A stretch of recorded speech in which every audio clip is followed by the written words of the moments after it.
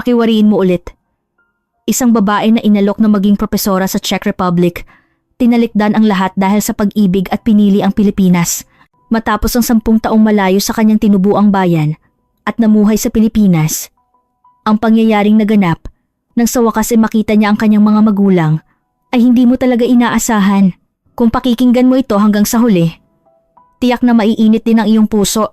Kaya simulan na natin ngayon. Isang taglagas na may malamig na hangin sa Prague, Czech Republic. Sa aklatan ng Czech National University, may isang babae na abala sa pananaliksik na papaligiran ng makakapal na aklat ng panitikan. Ang kanyang pangalan ay Radika. Siya ay isang purong Czech na ipinanganak at lumaki sa Czechia. Mula pagkabata, si Radika ay may matinding pagkahilig sa pag-aaral na halos hindi niya binibitawan ang aklat. Mula pa noong elementarya, palagi siyang nangunguna sa klase. At pagsapit niya ng high school, nagbabasa na siya ng mga gawaing pang-unibersidad nang mag-aral siya sa Czech National University. Kahanga-hanga ang kanyang akademikong pagganap. Natapos niya ang kanyang bachelor's degree sa panitikan ng may pinakamataas na karangalan at sa aktibong rekomendasyon ng kanyang mga propesor, nagpatuloy siya sa master's at kalaunan ay sa doctoral degree.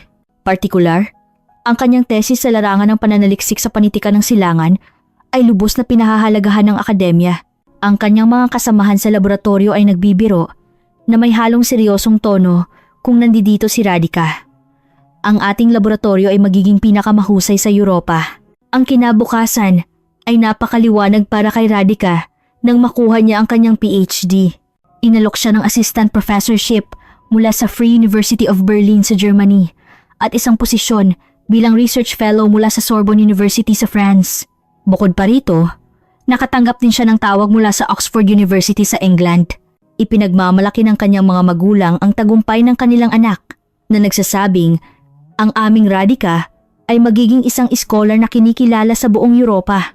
Ang hindi inaasahang pagbabago sa buhay ni Radika ay dumating noong taglagas ng 2003. May ilang exchange students mula sa Pilipinas sa National University at isa sa kanila ay si Marco de la Cruz. Si Marco ay nag-aral ng business management sa Pilipinas, ngunit may malalim na interes sa kulturang Europeo, kaya nag-exchange student siya sa Czechia.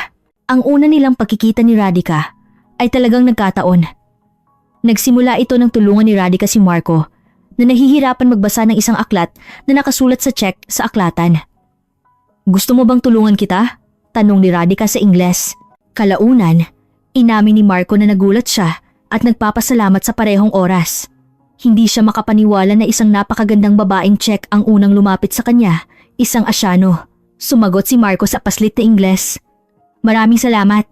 Ang wikang ito ay napakahirap talaga. Mula noon, madalas nang nagkikita si Radika at Marco sa aklatan. Tinuturuan ni Radika si Marco ng Czech at nagkukuwento naman si Marco kay Radika tungkol sa kulturang Pilipino. Sa simula, simpleng pagpapalitan lang ito ng wika. Ngunit habang lumilipas ang panahon, lalong lumalim ang impresyon nila sa isa't isa. Naakit si Marco sa katalinuhan at mabait na personalidad ni Radika. Sinabi niya na talagang napakaganda ni Radika kapag nagkukuwento siya tungkol sa kanyang pananaliksik ng may pagkahilig. Sa kabilang banda, humanga si Radika sa sinseridad at pagmamahal ni Marco sa pamilya. Linggo-linggo, tinatawagan ni Marco ang kanyang mga magulang sa Pilipinas upang kamustahin sila at nagtatrabaho pa siya ng part-time sa Czechia para kumita ng pangmatrikula ng kanyang kapatid na babae sa universidad. Gayunpaman, hindi naman naging puro tagumpay ang kanilang relasyon. Ang pagkakaiba sa kultura ay mas malaki kaysa sa inaasahan. Si Radika ay sanay sa individualista at malayang kulturang Europeo, samantalang si Marco ay lumaki sa kulturang Pilipino na nakatuon sa pamilya at nagbibigay halaga sa paggalang sa nakatatanda. Sa simula, ang mga pagkakaibang ito ay nakakaintriga. Ngunit sa paglipas ng panahon, nagiging sanhi rin ito ng hindi pagkakaunawaan. Minsan, inanyayahan ni Radika si Marco na sumama sa kanya at sa kanyang mga kaibigan sa isang club. Ngunit magalang na tumanggi si Marco. Pasensya na, hindi ako masyadong pumupunta sa ganoong mga lugar. Sa simula, nakaramdam si Radika ng kalungkutan. Akala niya tinatanggihan siya ni Marco. Kalaunan, nalaman niyang hindi lang talaga gusto ni Marco ang mga maingay na lugar at mas gusto niyang makipag-usap sa tahimik na cafe o parke. Sa paglutas nila ng mga maliliit na hindi pagkakaunawaan, lalo silang naging malapit. Nakaramdam si Radhika ng kapayapaan sa piling ni Marco. Nagagawa niyang ibaba ang lahat ng kanyang alalahanin sa mundo at maging masaya ng walang halong pag-iimbot sa tabi ni Marco. Naramdaman niya na ginagalang siya bilang isang tao nang matapos ang taglamig at nalalapit na ang pagtatapos ng exchange period ni Marco. Napagtanto nila na ang kanilang damdamin para sa isa't isa ay higit pa sa simpleng pagpapalitan. Ngunit ang realidad ay malupit. Kailangan nang umuwi ni Marco sa Pilipinas at naghihintay kay Radhika ang mga alok ng professorship mula sa iba't ibang bahagi ng Europa. Matapos umuwi ni Marco sa Pilipinas, tila normal lang ang buhay ni Radhika sa labas. Patuloy siyang abala sa kanyang pananaliksik, sa aklatan at sa pagsusulat ng tesis. Ngunit sa isang sulok ng kanyang puso, palagi niyang iniisip si Marco. Sa tuwing nakikita niya ang upuan sa aklatan kung saan umuupo si Marco, nakakaramdam siya ng kirot sa kanyang dibdib. Nagpapatuloy ang kanilang komunikasyon sa pamamagitan ng email at messenger. Dahil sa time difference, mahirap makipag-usap ng real time. Ngunit nagbabahagi sila ng kanilang pang-araw-araw na buhay. Pinapalapit ang distansya ng kanilang mga puso. Ikinuwento ni Marco kay Radhika ang kanyang buhay sa Pilipinas, ang kanyang trabaho sa kumpanya, ang oras kasama ang pamilya, at mga pagtitipon kasama ang mga kaibigan. Hindi iniiwasan ang bawat maliit na detalye. Unti-unti, nakilala ni Radhika ang Pilipinas sa pamamagitan ng mga kwento ni Marco. Partikular, lubos siyang humanga sa pagpapahalaga ni Marco sa kanyang mga magulang. Pumunta ako sa palengke kasama si Mama ngayong araw.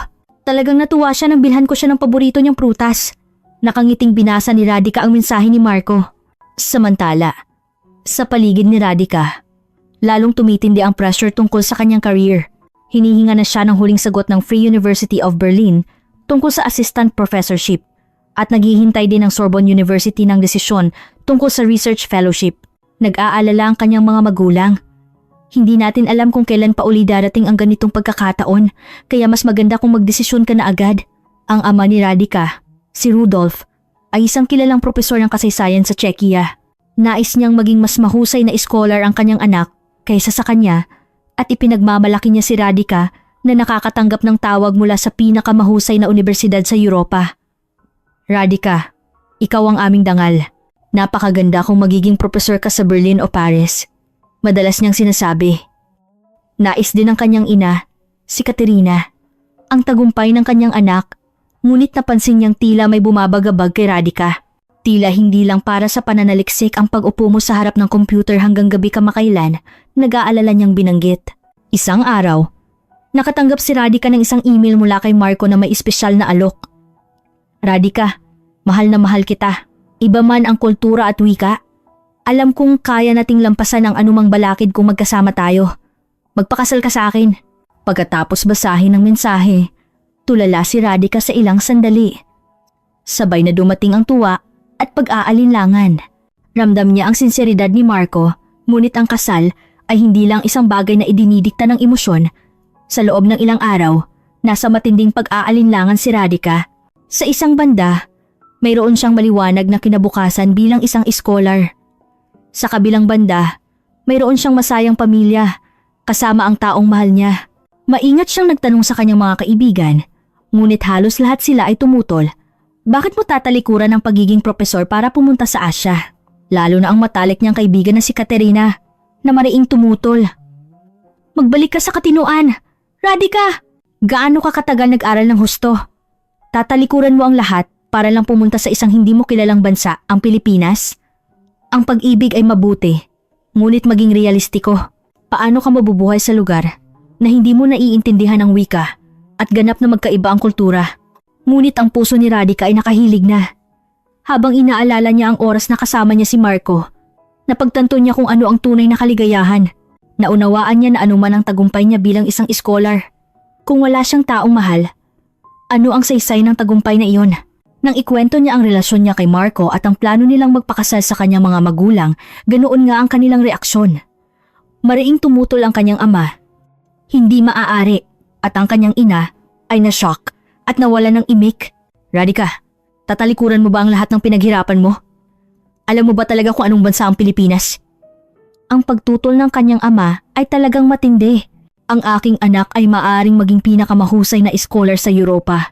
Ngunit tatalikuran niya ito para pumunta sa isang maliit na bansa sa Asia. Kung talagang mahal ka ng lalaking iyon, hayaan mo siyang pumunta at manirahan dito sa Czechia. Paulit-ulit siyang nagpilit. Sinubukang kumbinsihin si Radhika, ngunit hindi natinag ang desisyon ni Radhika. Sa halip, habang lumilipas ang panahon, lalong lumaki ang kanyang pagmamahal at pag-asa kay Marco. Sa wakas, naglakas loob si Radhika na sumagot kay Marco. Marco, mahal din kita. Tatalikuran ko ang lahat at pupunta ako sa Pilipinas. Noong tagsibol ng 2004, sumakay si Radhika sa eroplano patungong Pilipinas. Sa mahabang flight na tumagal ng higit sa 13 oras, komplikado ang kanyang nararamdaman.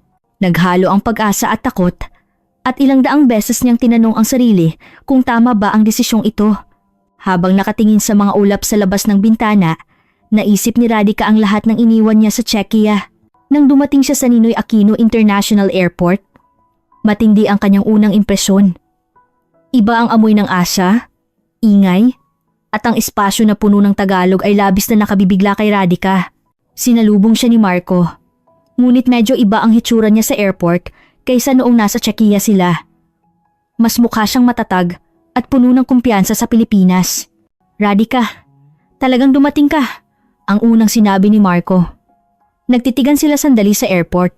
Isa itong sandali ng muling pakikita. Matapos ang ilang buwan, ngunit kasabay nito, lumitaw din ang realidad na ito ang tunay na simula. Ang bayan ni Marco ay Tagaytay, Cavite. Ito ay isang tahimik na bayan, mga 3 oras ang layo mula sa Maynila.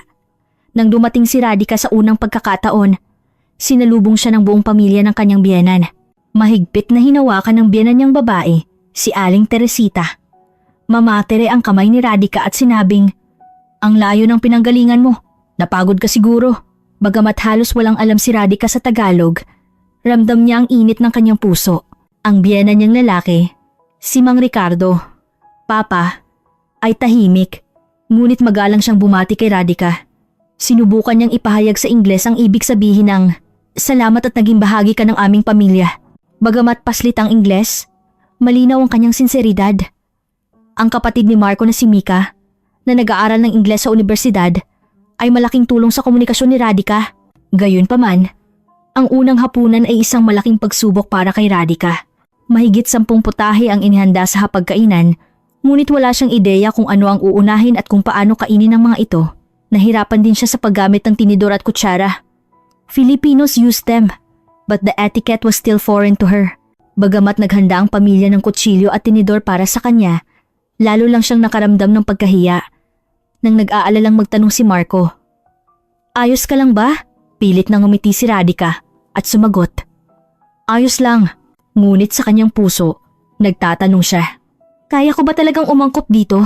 Nang gabing iyon, nagkaroon sina Marco at Radhika ng oras para sa kanilang dalawa matapos ang mahabang panahon. "Mababait ang pamilya ko, di ba?" Tanong ni Marco. "Napakabait nila." Sumagot si Radhika, ngunit tila nag-aalangan. "Ano ang inaalala mo?" Nang muling magtanong si Marco, tapat na ipinagtapat ni Radhika ang kanyang takot. "Hindi ko naiintindihan ang wika at masyadong malaki ang pagkakaiba ng kultura. Talaga bang magiging masaya ako dito?" Hinawakan ni Marco ang kamay ni Radhika at sinabing, "Kailangan natin ng oras. Ako rin. Noong una akong pumunta sa Czechia, talagang nalito ako, di ba? Pero unti-unti akong umangkop. Sigurado akong magiging ganoon din dito. At nangako siya at tutulungan kita, kaya huwag kang mag-alala." Ang kasal ay ginanap makalipas ng 1 taon.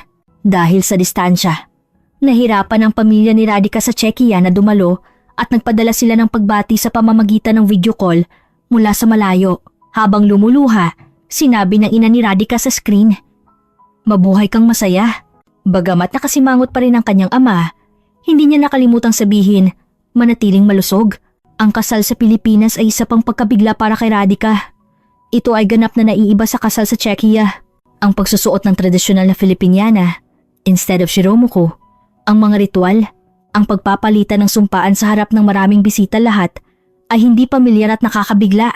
Nang tiningnan ni Radhika ang kanyang sarili sa salamin suot ang Filipiniana, na inihanda ng may pagmamahal ng pamilya ng kanyang biyanan, hindi niya maiwasang maantig.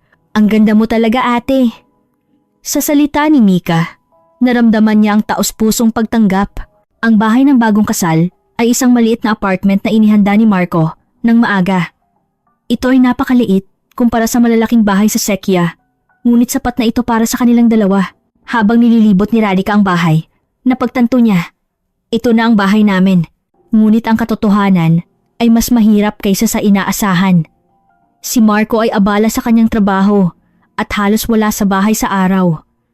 Si Radhika ay kailangang mag-aral ng Tagalog at kulturang Pilipino ng mag-isa.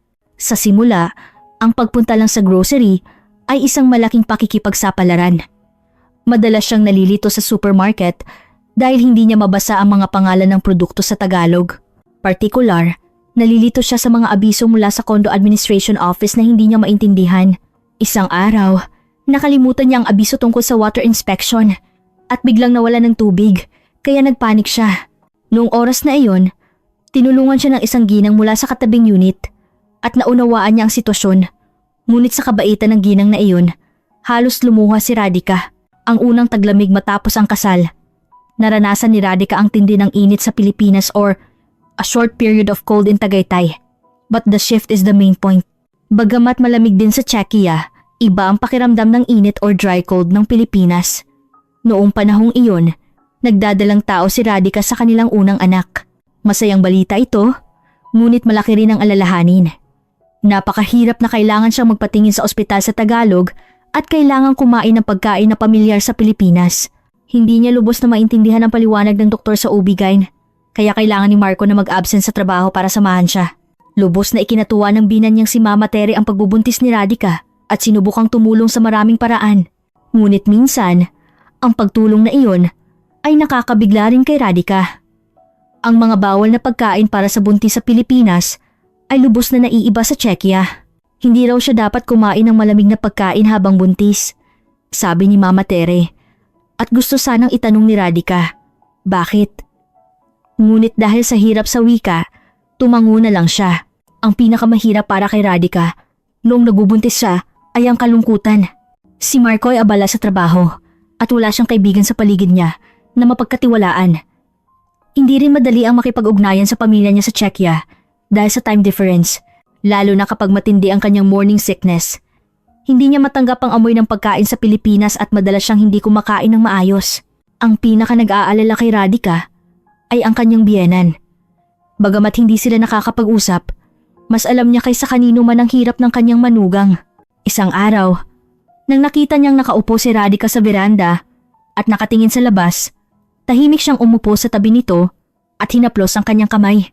Bagamat walang salita, sa init ng kanyang kamay, lumuha si Radhika. Nang ipanganak si Mateo, ang kanilang anak na lalaki, naramdaman ni Radhika ang tunay na kaligayahan sa Pilipinas sa unang pagkakataon. Habang tinitingnan niya ang maliit at kaibig-ibig na sanggol, pumasok sa kanyang isip. Ngayon, isa na talaga ako sa bansa na ito.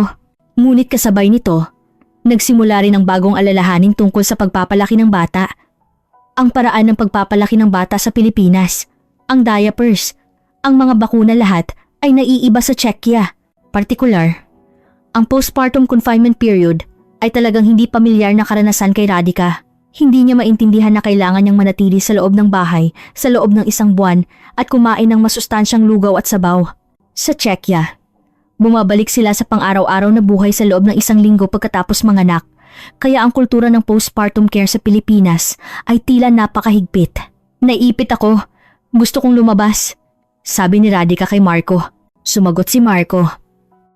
Ginagawa lang ito para sa katawan mo, sana maintindihan mo.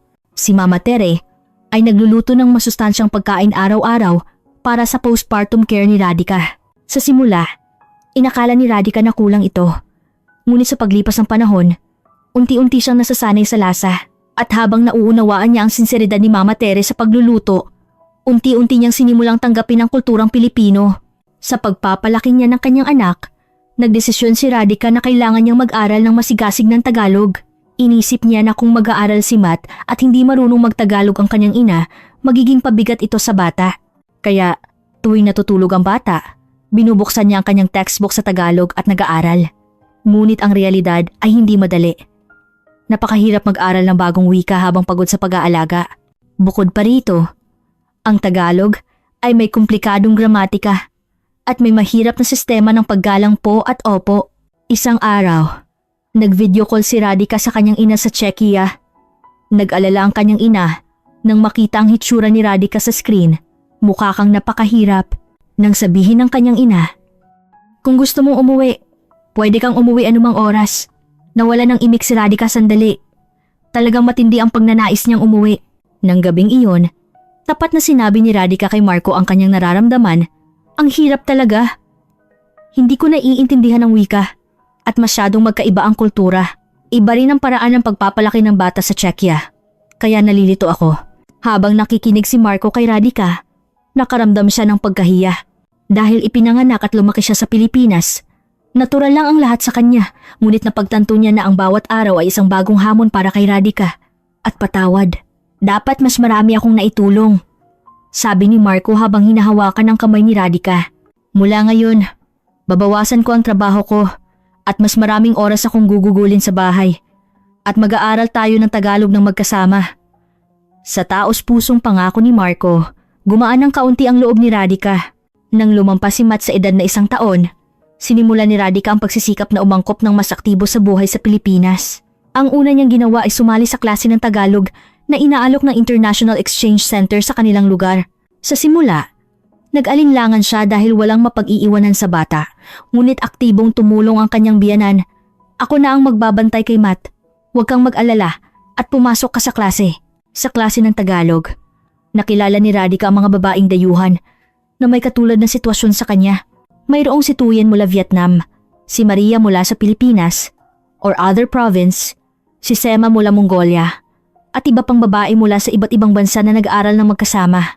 Sa simula, nagkahiyaan sila, ngunit habang lumilipas ang panahon, naging malapit sila ng natural dahil magkapareho sila ng mga hamon. "Ate, mahirap ba ang Tagalog noong una?" Tanong ni Tuyen sa paslit ng Tagalog. Tumawa si Radhika. "Mahirap pa rin ngayon." Nagbahagi sila ng mga paghihirap na nararanasan nila sa pag-aaral ng Tagalog at nagbigayan ng lakas. Partikular, ang komplikadong sistema ng po at opo sa Tagalog ay ang karaniwang alalahanin ng lahat ng dayuhan. Ang kanilang guro sa Tagalog, si Miss Cruz, ay napakabait at matiyaga. Ayos lang kung dahan-dahan. Hindi naman agad-agad natututo ng wika, palagi siyang nagbibigay ng lakas. Partikular, tinulungan niya si Radhika sa pagbigkas ng R at D na nahihirapan si Radhika. Matapos ang 3 buwan sa klase ng Tagalog, kapansin-pansin ang pag-unlad ng Tagalog ni Radhika. Kayanan niyang makipag-usap sa pang-araw-araw na buhay at magtanong sa tindera sa supermarket kung nasaan ang isang produkto. Higit sa lahat, ang pagkakaroon ng kumpiyansa na makipagkomunika sa Tagalog ang pinakamalaking tagumpay. Noong panahong iyon, nagdadalang tao si Radhika sa kanilang pangalawang anak. Sa pagkakataong ito, dahil mayroon na siyang kaunting kaalaman sa sistema ng OB-GYN sa Pilipinas, mas naging kalmado siya. Kaya na niyang makipagkomunika ng simple sa Tagalog sa doktor at makipag-usap sa ibang buntis. Matapos ipanganak ang kanilang anak na babae, si Yumi, nagsimulang umapak si Radhika ng mas aktibo sa lipunang Pilipino. Habang lumalaki ang mga bata at nagkakaroon siya ng mas maraming oras, nagkaroon siya ng pagnanais na gumawa ng isang bagay na makabuluhan. Narinig niya na ang isang maliit na karinderya sa kanilang lugar ay naghahanap ng part-timer. "Talaga bang ayos lang?" Nag-aalalang tanong ni Marco. "Hindi pa perpekto ang Tagalog mo." Ngunit matigas ang desisyon ni Radhika. "Gusto kong subukan. Kung mananatili lang ako sa bahay, hindi uunlad ang Tagalog ko. At gusto kong makipagkita at makipag-usap sa mga tao." Ang may-ari ng karinderya ay si Aling Sita, isang babae na nasa early 60s at talagang may mainit na impresyon. "Tawagin mo akong Aling Sita," sabi niya, at nang makita niya si Radhika sa unang pagkakataon, "Napakaganda mo talaga at mahusay ka sa Tagalog." Kahit napaslit pa rin ang Tagalog ni Radhika, nagkaroon siya ng lakas ng loob dahil sa mainit na pampatibay loob ni Aling Sita. Sa unang araw ng trabaho, sobrang kaba ni Radhika at hindi siya nakatulog noong gabi. Magagawa ko ba ng maayos? Hindi kaya ako magkamali? Nag-alala siya, ngunit nang dumating siya sa karinderya at tinanggap siya ni Aling Sita nang may masayang pagbati, unti-unti siyang kumalma. "Ngayon, magsisimula tayo sa paghuhugas ng plato at dahan-dahan, alamin mo ang menu at matutong tumanggap ng order mula sa customer." Napakabait ni Aling Sita at tinuruan siya ng isa-isa. Nag-aral si Radhika ng masigasig habang nagtatala. Noong pumasok ang unang customer, talagang kinabahan siya. Mabuhay! Or, welcome! Nang bumati si Radhika, ayon sa pinraktis niya, medyo nagulat ang customer. Nagtataka sila dahil isang dayuhan ang bumabati sa Tagalog. Isang tapsilog po. Nang tanggapin niya ang order at ibigay sa kusina, nakaramdam si Radhika ng pagmamalaki sa kanyang dibdib. Ngunit hindi lahat ay naging maayos. Mayroong customer na hindi maintindihan ng paslit na Tagalog ni Radhika at nagpakita ng inis. Ano raw? Hindi ka ba marunong magtagalog ng maayos? Nang marinig niya ang mga salitang iyon, talagang nasaktan siya. Sa ganoong mga araw, umuuwi siya at naglalabas ng sama ng loob kay Marco. Kung mahirap, pwede kang huminto. Inaliw siya ni Marco, ngunit ayaw sumuko ni Radhika. Susubukan ko pa, tiyak na gagaling ako. Walang magawa si Marco kundi suportahan ang pagiging matatag ni Radhika. Sa paglipas ng panahon, unti-unting nasanay si Radhika sa trabaho sa karinderya. Nagkaroon na siya ng suki regular customers. At dumami rin ang mga taong nakikipag-usap sa kanya ng magalang. Ate, taga saan ka po? Lalo na ang mga estudyante sa malapit na high school na tinatawag si Radhika na check ate at nagkakagusto sa kanya. Matapos ang 6 na buwan na pagtatrabaho sa karinderya, nagsimulang magpakita ng interes si Radhika hindi lang sa pagsiserbisyo kundi pati na rin sa pagluluto. Tinuruan siya ni Aling Sita kung paano gumawa ng sabaw ng sinigang, kung paano balutin ng lumpia at iba pa. Radhika, talagang magaling ka sa kamay. May talento ka rin sa pagluluto. Nang purihin siya ni Aling Sita, talagang natuwa si Radhika. Partikular, ang Filipino Czech fusion na lutong pork adobo na may Czech dumplings, instead of okonomiyaki, na ginawa ni Radhika, ay naging popular sa mga customer. Isa itong natatanging lasa na pinagsama ang teknik ng Czech dumplings at ang Pilipinong lasa ng adobo. Ang sarap talaga ng adobo na ito. Saan mo natutunan ito? Sa papuri ng mga customer. Nagkaroon si Radhika ng kumpiyansa. Nagmamalaki rin si Aling Sita. Ang adobo na gawa ni Radhika ay espesyal. Maging sa bahay, gumaling ang pagluluto ni Radhika. Sa simula, hindi siya makagawa ng instant noodles ng maayos. Ngunit ngayon, marunong na siyang magluto ng sinigang, nilaga at pork barbecue ng mahusay. Lalo na nang siya na ang nagsimulang maghanda ng baon ng mga bata. Tuwang-tuwa si Matt. Ang baon ni Mama ang pinakamasarap.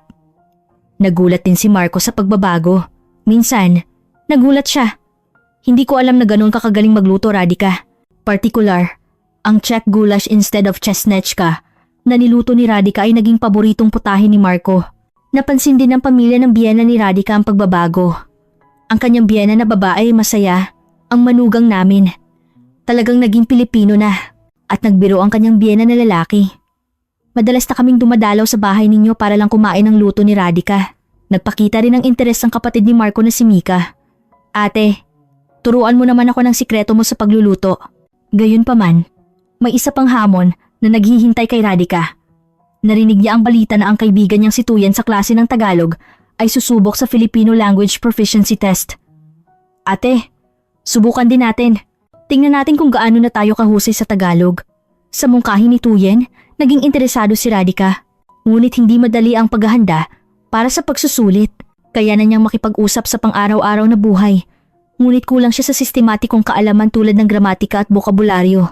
Matapos ang trabaho sa karinderya at pauwi, pinapatulog ni Radhika ang mga bata at binubuksan ng reviewer ng Tagalog hanggang hating gabi. Huwag kang magpakapagod. Nag-alalang sabi ni Marco, ngunit ipinakita ni Radhika ang kanyang determinasyon. Gusto kong subukan. Gusto kong malaman kung gaano na talaga ako kagaling sa Tagalog. Walang magawa si Marco, kundi suportahan ang ganoong klaseng Radhika. Tuwing weekend, inaalagaan ni Marco ang mga bata para makapag-aral si Radhika. Aktibong sinuportahan din ng kanyang binan ang pag-aaral ni Radhika. Ako na ang bahala sa mga bata habang nag-aaral ang manugang namin. Kaya huwag kang mag-alala at mag-aral ka ng mabuti. Naging maaasahang kaalyado siya. Dahil sa mainit na pag-aalaga ng pamilya ng biyanan, mas nakapag-aral si Radhika ng masigasig. Sa wakas, dumating ang araw ng pagsusulit. Puno ng kaba si Radhika nang pumasok siya sa silid ng pagsusulit.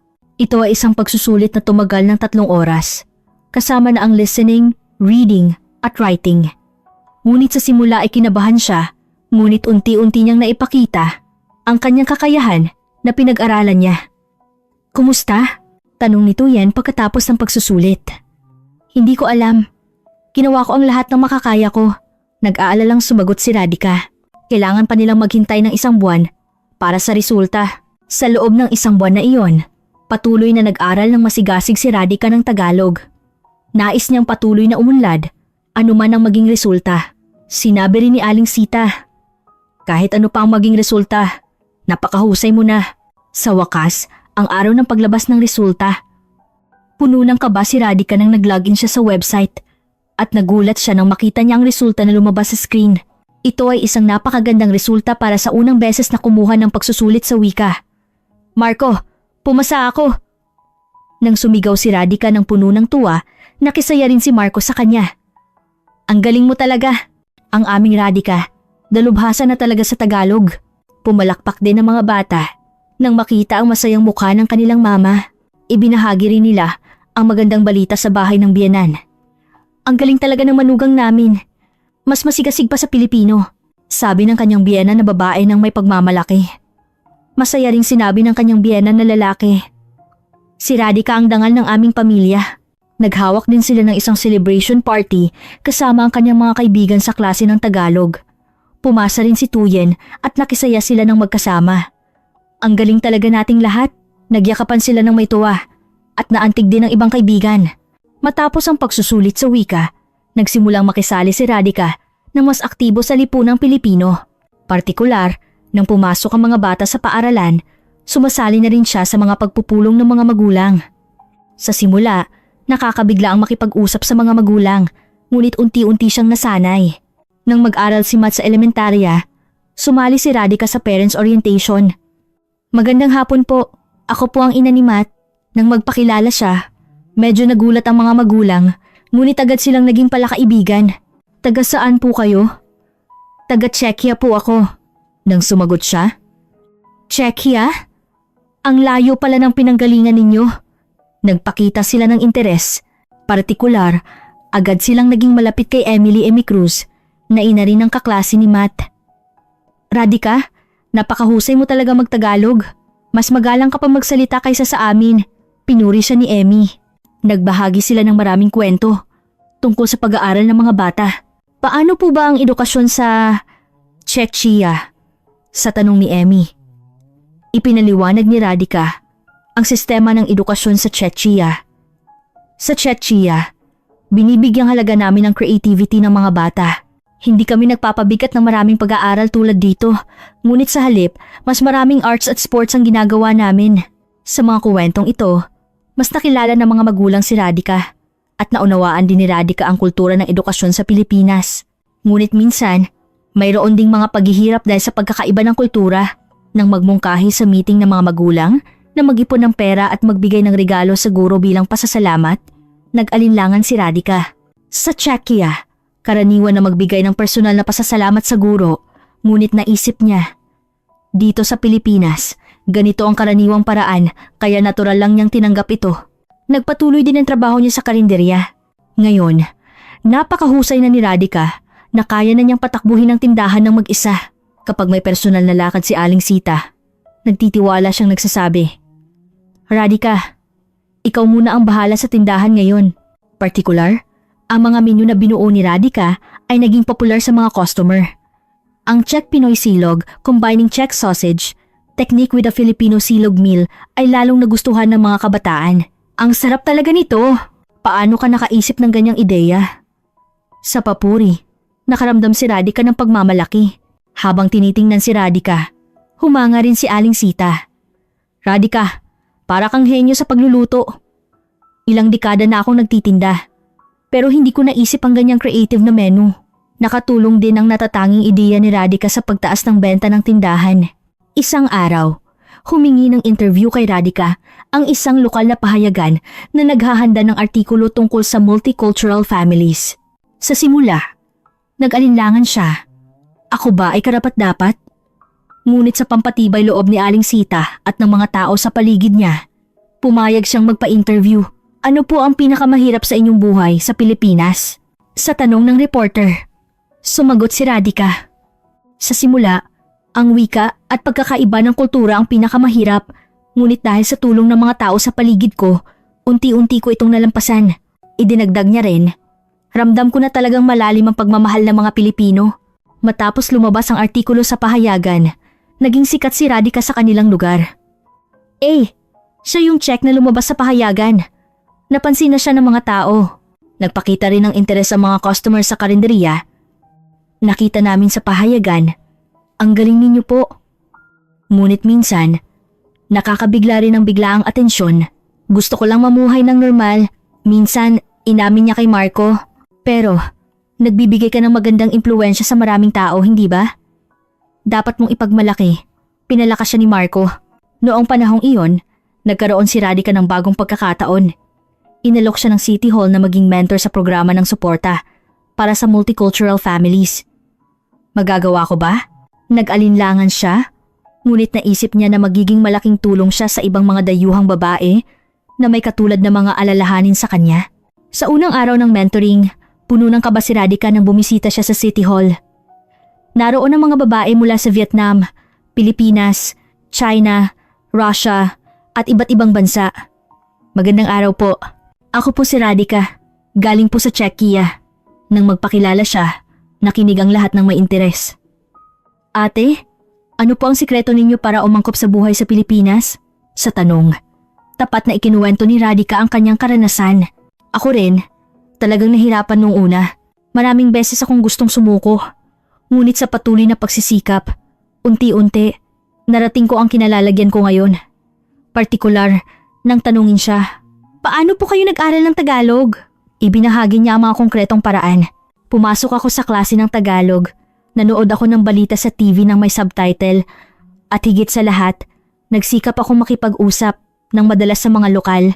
Mahalaga na huwag kang mahiya at patuloy na subukan. Kahit magkamali, ang mentoring ni Radhika ay unti-unting naging masigla. Tuwing Sabado, sa pagtitipon ng multicultural family sa City Hall, nagbigay si Radhika ng iba't ibang payo bilang isang senior. Nagbigay siya ng praktikal na impormasyon sa pamumuhay para sa mga bagong dating sa Pilipinas at nagbigay siya ng mga paraan upang umunlad pa para sa mga umangkop na ng kaunti. Isang araw, humingi ng payo ang isang babae mula sa Russia, si Elena. Ate, hindi ko po kaya ang pagkain sa Pilipinas. Hindi ako makaangkop. Sa tanong, ikinuwento ni Radhika ang kanyang karanasan. Ako rin. Noong una, natatakot akong tikman ng bagoong fermented fish paste. Ngunit unti-unti, kinain ko ito at ngayon, pakiramdam ko ay may kulang kung walang bagoong. Nagbigay din si Radhika kay Elena ng mga konkretong paraan. Simulan mo muna sa maliit na dami at may iba't ibang klase ng pagkain sa Pilipinas. Mas maganda kung magsisimula ka sa mga putahing tulad ng sinigang, adobo o pansit. Ang mga simpleng ngunit tapat na payo ni Radhika ay malaking tulong din sa ibang mga kalahok. Tuwang-tuwa si Mimula Vietnam. Dahil sa inyo, sinimulan ko ang sinigang at inubos ko ang lahat. At nagpapasalamat si Rosa mula sa Pilipinas or other province dahil sa paraan na itinuro ninyo. Natuwa ang biyenan ko. Ang aktibidad ni Radhika ay hindi lang limitado sa pagbibigay ng payo. Minsan, sinasamahan niya sila sa supermarket para magturo kung paano mamili. O sinasamahan niya sila kapag may transaction sa government office. Sa tuwing naririnig niya ang mga salitang, natatakot ako mag-isa. Pero dahil kasama kita, gumaan ang loob ko, nakaramdam si Radhika ng kaligayahan. Ang aktibidad ni Radhika ay nagsimula ring mapansin sa komunidad. Personal siyang nakipagkita sa mayor at pinalakas siya. Napakagandang aktibidad ang ginagawa mo bilang isang mamamayan. Ikaw ang dangal ng aming lungsod. Iginawad din sa kanya ang parangal bilang outstanding contributor para sa multicultural family support. Sa araw ng award ceremony, dumalo si Radhika kasama ang kanyang pamilya. Talagang ipinagmamalaki kita. Puno ng pagmamahal ang tingin ni Marco sa kanyang asawa at tuwang-tuwa rin ang mga bata. Nakakuha si mama ng award. Dumalo rin ang buong pamilya ng biyenan para suportahan si Radhika. Lalo na ang kanyang biyenan na babae na labis na naantig. Alam kong napakagaling ng aming manugang. Ngunit nang makita kong kinikilala siya ng ganito, talagang ipinagmamalaki ko. Tuwang-tuwa ring sinabi ng kanyang biyenan na lalaki. Si Radhika ang dangal ng aming pamilya. Mas mahal pa niya ang Pilipinas kaysa sa mga Pilipino.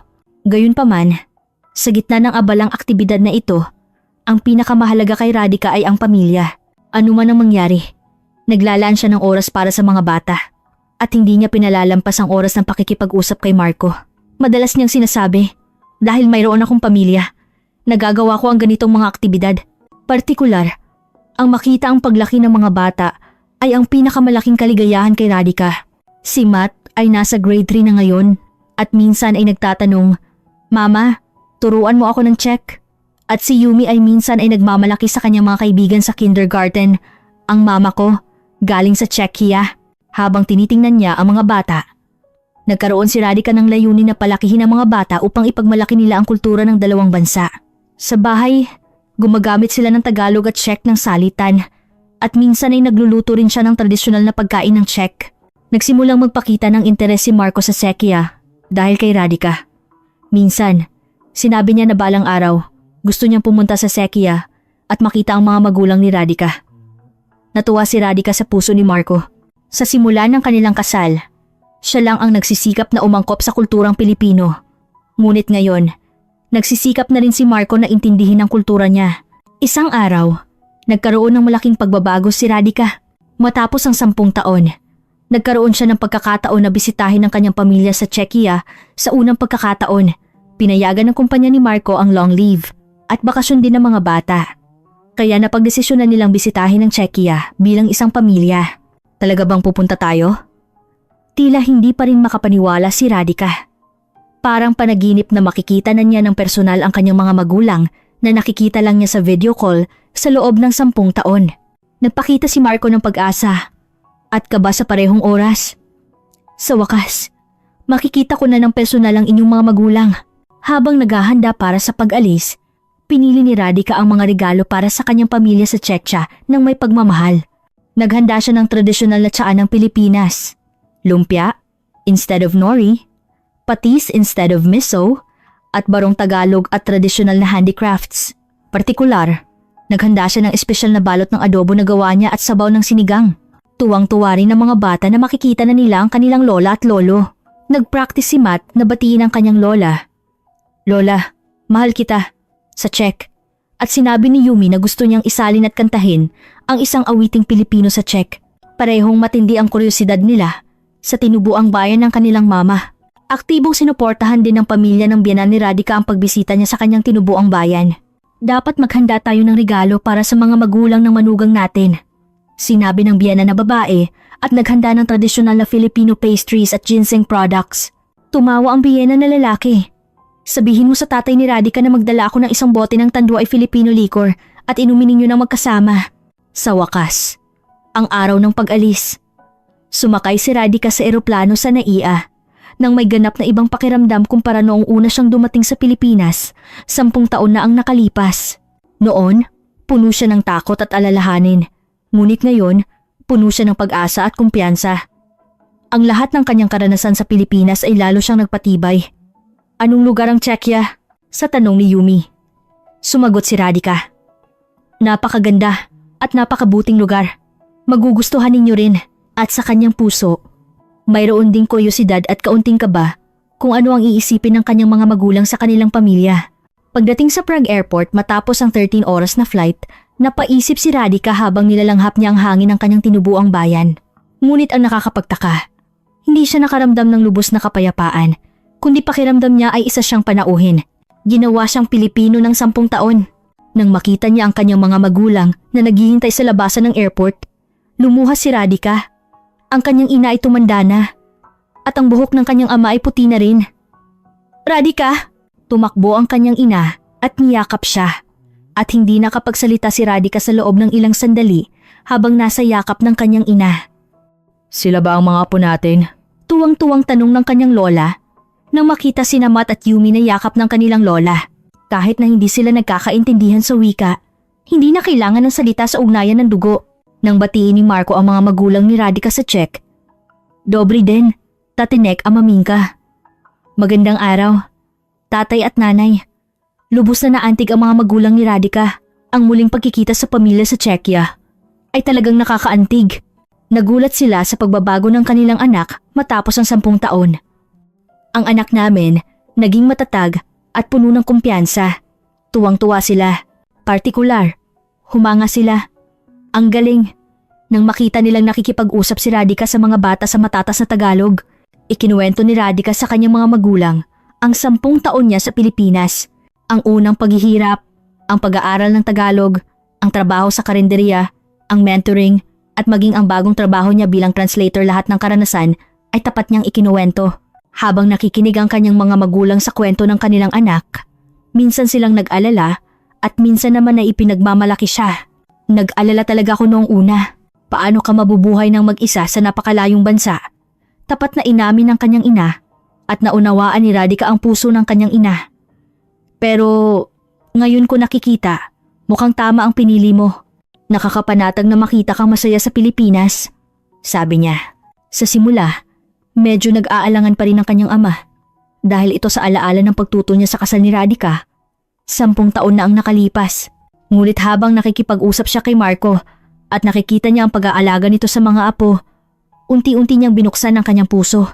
Partikular, humanga siya sa pagsisikap ni Marco na mag-aral ng Czech. Nang magluto si Radhika ng sarili niyang lutong Pilipino, nagulat ang kanyang mga magulang sa kanilang reaksyon. Ito ba talaga ang luto ng Radhika namin? Humanga sila habang tinitikman ang sinigang, pork barbecue at ginisang gulay. Nagbuhos din si Marco ng tanduay para sa biyenan niya ng may paggalang na Pilipinong etiquette. Kahit na hindi siya matata sa Czech, ang sinseridad na inihanda niya ay lubos na naantig ang ama ni Radhika. Sinabi niya na hindi niya alam na ang kanyang manugang ay isang taong magalang at nagpapahalaga sa pamilya. At sa wakas, taos-puso niyang tinanggap ang desisyon ni Radhika. Ang pinaka hindi malilimutang sandali ay nang magbigay-pugay si Matt sa kanyang lolo sa tradisyonal na Pilipinong pagmamano. Touching the elder's hand to the forehead at bumati, itinuro ni Radhika sa kanyang mga anak ang etiquette na natutunan niya sa Pilipinas. Ang mga apo namin, pinalaki ng napakagalang, lumuha ang kanyang lolo't lola sa loob ng 2 linggo sa Czechia. Nilibot ni Radhika ang kanyang bayan kasama ang kanyang pamilya. Ipinakita niya ang parke noong bata pa siya, ang eskwelahang pinasukan niya, at ang universidad kung saan siya nag-aral. Ipinakilala niya ang kanyang nakaraan sa kanyang mga anak at kay Marco. Nagtaka ang mga bata. Dito pala nag-aral si Mama. Ngunit ang nakakapagtaka, habang nasa Czechia si Radhika, nagsimula siyang mamiss ang Pilipinas. Ang 10 taon na ginawa ang Pilipinas na pangalawang bayan ni Radhika. Partikular, naalala niya si Aling Sita, ang kanyang mga kaibigan sa klase ng Tagalog at ang mga taong nakasama niya sa mentoring. Naisip niya, talaga bang naging Pilipino na ako? Ang pagkain sa Czechia ay hindi na rin kasing sarap tulad ng dati. Sa kanyang dila na sanay na sa pagkain sa Pilipinas sa loob ng 10 taon, ang pagkain sa Czechia ay tila may kulang. Lalo na-miss niya ang bagoong at ang pagkain sa Pilipinas. Tulad ng sinigang. Sinabi rin ni Marco na na-miss niya ang pagkain sa Pilipinas. Sa simula, nagtaka rin ang mga bata. Ngunit sa paglipas ng panahon, nagsimula silang magtanong, kailan tayo uuwi sa Pilipinas? Sa mga bata na ipinanganak at lumaki sa Pilipinas, ang Pilipinas ang tunay nilang bayan. Mababait ang lola at lolo sa Czechia, ngunit na-miss nila ang kanilang bahay sa Pilipinas at ang kanilang mga kaibigan sa Pilipinas. Ang pamamaalam sa airport sa Czechia ay malungkot, ngunit ganap na naiiba sa atmosphere noong 10 taon na ang nakalipas. Sa pagkakataong ito, hindi ito isang pamamaalam na puno ng takot na hindi na sila magkikita pa, kundi isang pamamaalam na nagpapatunay sa kaligayahan ng isa't isa. Panatag na kami ngayon. Talagang masaya ka sa Pilipinas, Radhika. Lumuha ang mga magulang ni Radhika. Sa susunod, kami naman ang pupunta sa Pilipinas. Sa sinabi ng kanyang ina. Talaga po? Kung makakapunta po kayo sa Pilipinas, ipagluluto ko po kayo ng maraming masarap na lutong Pilipino.